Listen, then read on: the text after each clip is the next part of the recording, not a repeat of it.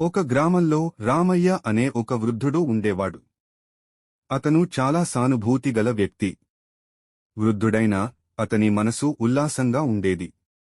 ప్రతిరోజూ తన పాడి గేదెలను తీసుకెళ్లి పొలంలో పనులు చేసేవాడు. పని చేస్తున్నప్పుడు ఒక మధురమైన పాటను పాడుతూ ఉండేవాడు.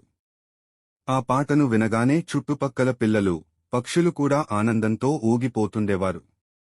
ఒకరోజు ఊరికి వచ్చిన ఒక యువ రచయిత ఆ పాటను విని ఆశ్చర్యపోయాడు. ఎక్కడి పాటిది రామయ్య అని అడిగాడు.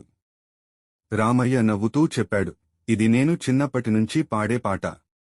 మా అమ్మే నేర్పింది. పాడటం మానేస్తే నా మనస్సు ఒంటరిగా ఉంటుంది. ఆ రచయిత ఆ పాటను రాసిపెట్టాడు. కొన్ని రోజుల తర్వాత ఆ పాట ఒక ప్రముఖ సినిమాకి పాటగా మారింది.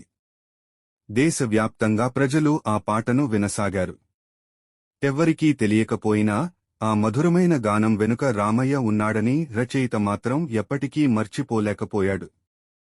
రామయ్య తన పాటతో ప్రపంచాన్ని ఆనందపరిచాడు, కాని అతనికి గుర్తింపు అవసరం లేదు. తన గేయం తన హృదయానికి, గ్రామానికి, పక్షులకు, పిల్లలకు మాత్రమే చెందుతుందన్న భావనే అతనికి సరిపోయింది.